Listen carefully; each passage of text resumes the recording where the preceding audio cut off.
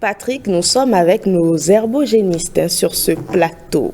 Oui. Bien sûr. Le jeu génie en herbe, des génies, il y en a. Il y en a. De toutes les pièces, de toutes les tailles. Il y a des génies qui sont en arbre déjà, des génies qui sont en herbe, oui, en eau et bien d'autres. C'est bien sûr, Patrick, nous allons lancer un reportage pour introduire justement nos invités et revenir les présenter. Alors, le reportage va certainement suivre et je reçois sur ce plateau les herbogénistes. Comme je le disais, ils ont participé justement au Genius Pro League, c'est bien cela. Je suis ce matin avec David Aounou, vous êtes le champion. Félicitations d'abord et merci d'avoir accepté notre invitation. Merci, madame. Alors, à vos côtés, j'ai Louis Nino Kansou, membre du comité d'organisation GPL, comme je le disais, Genius Pro League. C'est bien cela? C'est bien ça. Alors, déjà, parlez-nous du Genius Pro League. Je commence avec vous, Gino. Oui, merci déjà pour l'invitation. Enchanté vraiment d'être là. Genius Pro League, c'est une ligue professionnelle du jeu génie en herbe, lancée en 2019 au Bénin. L'objectif, c'est de promouvoir la culture générale, mettre en place un tournoi qui a lieu chaque année sur une base annuelle où des jeunes sont rassemblés et voilà, jouent au jeu génie en herbe et on les récompense et ils s'amusent tout en se cultivant. Tout à fait. Et qui sont les joueurs, hein? J'ai bien envie de savoir, toujours avec vous, Gino. Oui, les joueurs, c'est beaucoup de jeunes de divers corps de profession. Nous avons des avocats, des professeurs d'université, des élèves, des étudiants. C'est vraiment varié. La tranche d'âge, ça va de dizaines d'années à 50, 60 ans. Ah. Donc vraiment, c'est tout le monde panel, qui est inclus, voilà, Patrick. Hein? Qui joue au jeu génie en herbe. Ça me rassure. N'est-ce pas? Vous pouvez encore participer. Moi, vous avez tout mon soutien sur ce plateau. Ne vous en faites pas. Super. Donc c'est ça. Voilà, ils sont très variés. Et pour cette 4e saison, parce que la GPL, comme on l'appelle, oui, on est à sa 4e saison en 2023. Oui. On a commencé le 1er mai dernier et on a clôturé la saison le 1er novembre avec le dernier tournoi qui a opposé les 8 meilleurs joueurs de toute la saison. D'accord. Voilà. Et justement, hein, le GPL, comme vous le disiez, s'est déroulé avant-hier. Oui, avant-hier. Avant-hier, oui. Oui, d'accord. Et nous avons le champion sur ce plateau, je le présentais, David Aounou. Bonjour. Bonjour, madame. Comment se sent-on après avoir battu tout ce public, enfin, toutes ces personnes-là? Oh là là. Vous vous y attendiez? C'était le but? C'était vraiment, je dirais, challenge. C'était plus qu'un challenge. N'est-ce pas? C'était plus qu'un challenge parce que comme le tournoi était vraiment à un jeu de taille, oui, c'était le tournoi des maîtres. Donc c'était pas vraiment... Le tournoi des maîtres. Oui, effectivement, c'était le tournoi des maîtres. Donc c'était pas donné à n'importe qui de se retrouver. Donc à cette étape-là de la compétition, il fallait donc côtoyer l'élite ou la fine fleur du génie en herbe au Bénin. Oui. Et par conséquent, il faut dire que ma joie, elle était vraiment grandiose. N'est-ce pas? Puisque c'est un génie qui parle, donc c'est une joie géniale. Ah, voilà. Certainement. Oui. Alors, comment ça s'est passé, ce contact avec le jeu génie en herbe? C'était un jeu déjà connu par David ou bien c'est brutalement que David s'est retrouvé? Bon, dit brutalement, je ne pense pas que ce soit le mot idéal parce que le génie en herbe, en réalité, il faut vraiment avoir de l'amour, de la volonté et être vraiment déterminé à tisser des liens avec ce jeu-là. Moi, j'ai commencé le génie en herbe depuis le cours secondaire. Donc déjà en classe de 4e, oui, on m'avait initié à ce jeu, oui, bon, avec des amis, mais je n'avais pas vraiment développé un goût aussi prononcé au jeu. Déjà en classe de 4e, on s'amusait, mais j'ai vraiment pris goût à ce jeu au second cycle. D'accord. Au second cycle, en seconde première, ma passion pour le jeu s'est vraiment enflammée et j'ai commencé vraiment par me donner corps et âme à ce jeu en participant donc déjà aux compétitions, aux tournois, parce que j'ai fait le lycée Mathieu Bouquet et c'est quand même un collège de tradition, et nous avons l'habitude de participer aux championnats nationaux. Donc le lycée Mathieu Bouquet est quand même une école reconnue dans l'univers du jeu génie en herbe. Mais Patrick, moi je me suis toujours demandé, je ne sais pas si c'est, mais vous le savez puisque vous faites un peu partie des herbogénistes. Quand je les vois à la télé ou parfois dans des festivals, dans des réjouissances, en train de jouer, je me demande comment on devient génie en herbe. Je me suis toujours posé la question parce que j'ai l'impression qu'ils ont réponse à tout. Oui, ils ont réponse à tout. Alors on va poser la question peut-être à David. Comment on devient génie en herbe? Bon, on devient génie en herbe parce qu'on le veut. Comment on fait pour apprendre tout ça? Le pratiquant, c'est un herbogéniste, si on peut s'exprimer ainsi. Pour devenir herbogéniste, il faut déjà avoir l'amour pour la culture générale et il faut déjà vouloir le mettre à son service. En parlant de... Il faut s'entraîner, je crois. Voilà, il faut s'entraîner. Donc quand je dis qu'il faut vouloir le mettre, il faut vouloir le mettre à son service, c'est que vous n'avez pas le choix. Vous devez vraiment donc vous adonner à la chose, vous entraîner et côtoyer si possible le milieu dans lequel se pratique donc ce jeu-là. Donc ce n'est pas par magie, il faut donc vraiment s'avancer vers la chose et y mettre le doigt. D'accord. Il faut lire. Il faut lire. C'est ça. Lire. Oui. C'est ça que je disais quand j'encadrais des élèves pour génie en herbe. Je leur ai dit, la première chose, la première règle, il faut lire. Ah, vous êtes un encadreur. Je viendrai me faire former. Non, c'est dans un passé. Je ne doute pas de vos compétences, Patrick. Je viendrai me faire former. C'est pas peu. Donc, je disais, il faut lire. Première chose. Deuxième chose, lire. Troisième chose, lire. Mais il faut lire utile. C'est ça. Parfois, lire utile, c'est savoir que dès que je me pose devant quelque chose que je dois lire, je dois me poser des questions. Qu'est-ce qui tourne autour de ce mot? Qu'est-ce qui tourne autour de cette expression? Qu'est-ce qui tourne autour de cet événement pour que je puisse vite le garder? Parce qu'il y a beaucoup d'événements, il y a des dates qu'il faut retenir avec facilité parce qu'il faut faire des raccordements. Franchement, donc, dans divers domaines. Pour créer un dossier, dans le dossier des fichiers, et chaque fichier, il y a des lignes. Donc, chaque fois, il faut faire des raccordements. Il faut le faire. N'est-ce pas? Tant que vous n'êtes pas... On va démarrer l'exercice petit à petit. Alors, Gino, vous parliez? Nino, pardon. Nino. Oui, je disais voilà, c'est une question très intéressante parce que, voilà, autant que nous sommes, je pense que David a encadré et notre ami aussi a encadré. Moi aussi, j'ai été encadreur. Ah, d'accord. J'ai l'embarras du choix. On ne m'a pas souvent posé cette question. Pourtant, c'est une question très intéressante. Comment on s'entraîne pour devenir herbogéniste? Ce que moi, je pourrais ajouter, c'est qu'il faut faire une différence entre la culture générale et les cours qu'on prend à l'école, les cours d'histoire, les cours de biologie et tout ça. La culture générale, c'est un peu comme une activité parascolaire. Aujourd'hui, quand vous rencontrez des jeunes dans la rue, dans notre société, c'est difficile de tenir une conversation avec un jeune. Et je pense que ce qu'apporte Génie en herbe, c'est de permettre aux jeunes, comme le disait notre ami, de s'interroger quand ils sont face à la connaissance, quand ils sont en train d'apprendre, de s'interroger. Je suis la télé, je suis cette émission et j'ai entendu un mot que je ne connais pas.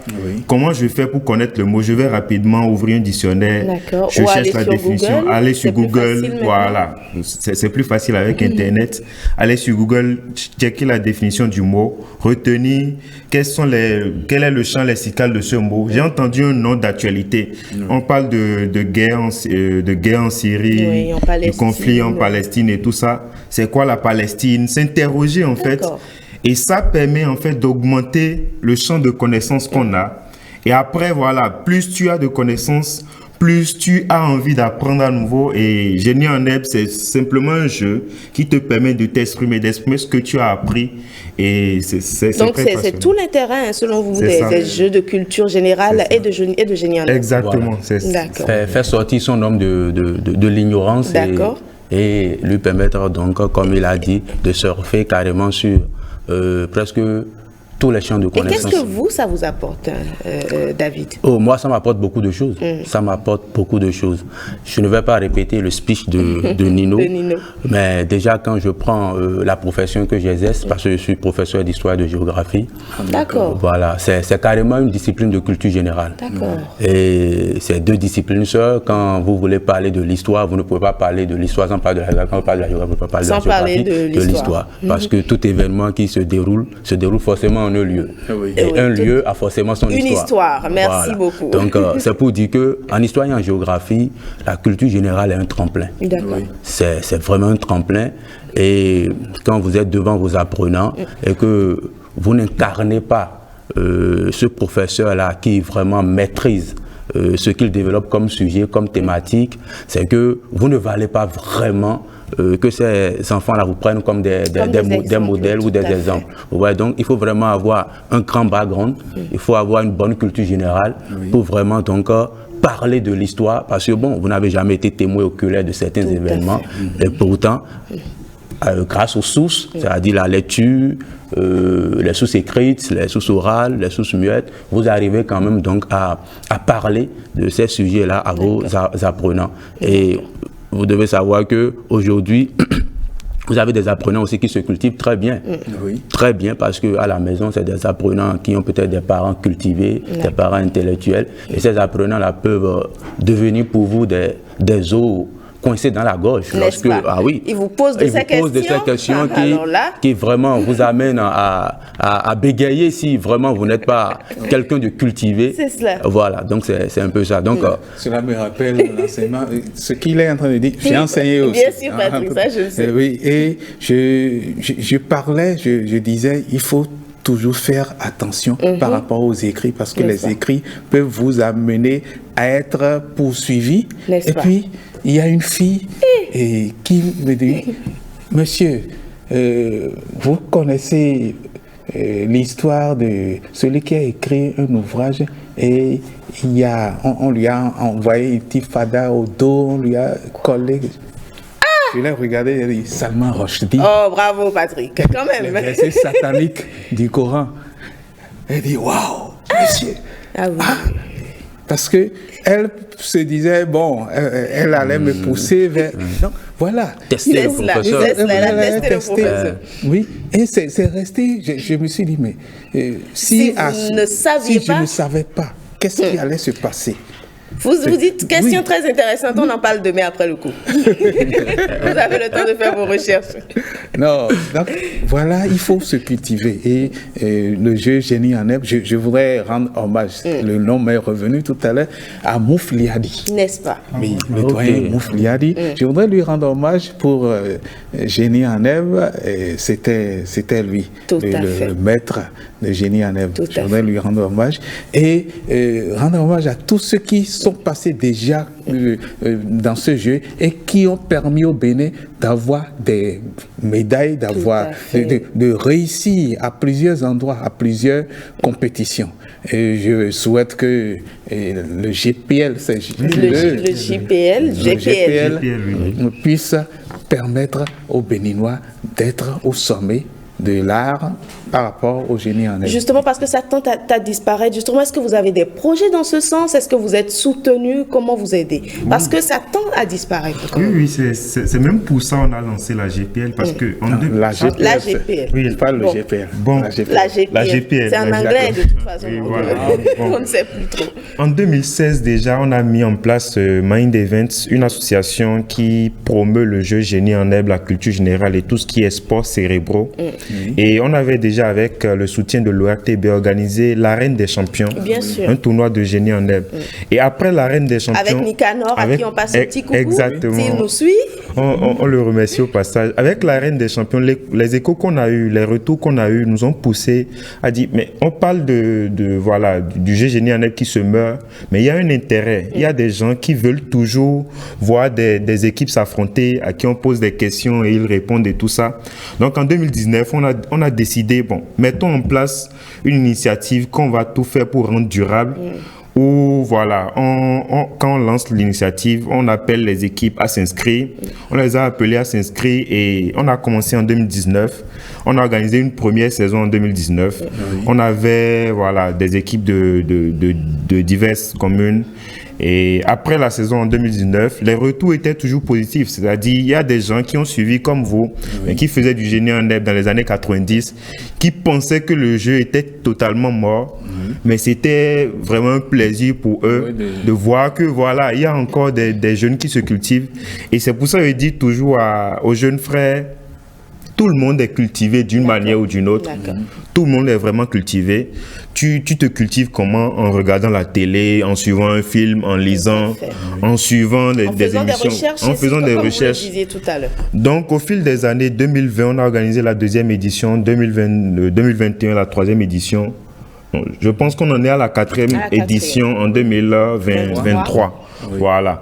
Donc, pour le futur, pour les perspectives, ce qu'on envisage, c'est vraiment de faire grandir la communauté, même si elle est déjà assez grande, faire grandir un peu plus, organiser des tournois à l'endroit des frères et sœurs du collège et des collèges et lycées, des amis qui sont à l'université, mais aussi pour les corps de métier. On prévoit organiser des tournois spéciaux, voilà, pour les journalistes, pour nous les avons un tournoi musiciens. pour vous, dans quelques secondes. Il n'y a pas de souci, on est là. Donc voilà. Alors, on y va, et je le disais, la petite surprise, on va un peu tester nos champignons sur ce plateau. Vous êtes prêts? On est prêts. On lance le jeu. Patrick, vous voulez bien être l'arbitre? Oui. D'accord. Alors, on commence tout de suite par une question 100% bénin. Dans le Panthéon Vaudou, quel dieu est associé à la guerre et au forgeron? Ici, on ne tape pas la table, on lève le doigt. Et au forgeron, quel dieu est... Oui? Ogou. D'accord. Deuxième question. Il a un point, hein, Nino. D'accord. Quel nom les scientifiques ont-ils donné au méga-séisme qui devrait toucher la ville de San Francisco? Voilà. David? Big One. The Big One, tout à fait. Et retour en Afrique, siège de l'une des premières civilisations de l'Afrique ancienne. À quel état correspond aujourd'hui la Nubie? Il a été le premier. Oui, David? Soudan, bravo. Ils sont calés sur ce plateau, d'accord. En Formule 1, sport à présent, en Formule 1, de quelle couleur de drapeau? D'accord, David? Le noir. Non. Je retourne le point à Nino. Quelle couleur de drapeau indique aux pilotes qu'ils doivent se laisser doubler? Le blanc? Le bleu. Le bleu. Ah, d'accord, ils peuvent se tromper, d'accord, c'est déjà, ça me rassure. Une dernière question pour terminer. Chanté par les fidèles peu après le coucher du soleil et juste avant d'aller dormir, comment appelle-t-on la dernière prière chrétienne? Oui? Les vêpres. Non. Comment appelle-t-on la dernière prière chrétienne du jour dans la liturgie des heures? Je vais essayer l'aude. Les complis. Les complis plutôt. Alors bravo, franchement, je ne sais pas si personnellement. Sinon, les vêpres, il était quand même à côté, juste à côté. Oui, mais les vêpres, puisque tout ce qui est l'histoire, c'est vespéral. Exactement. Ce qui est vespéral, le matin, ce qui est au bal. Voilà. N'est-ce pas? Alors bravo, Patrick, qui est le gagnant? Je crois que c'est David. Oui, c'est David. David, champion. Bon, à nouveau, attendez.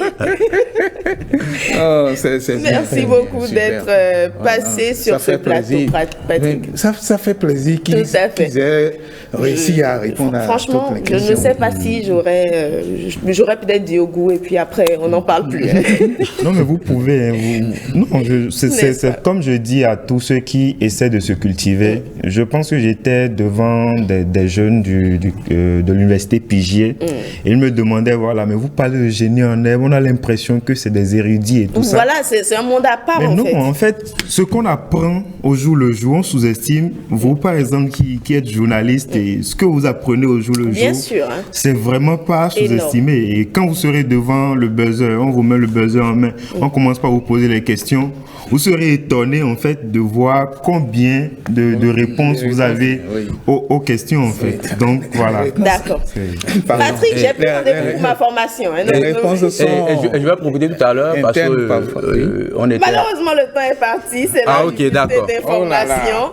Je ne sais pas si c'est un petit test, vous ne mourrez pas, je ne vais pas jouer. Alors, Patrick, on va recevoir Christelle. Oui. D'accord. Alors, c'est l'heure du bulletin d'information.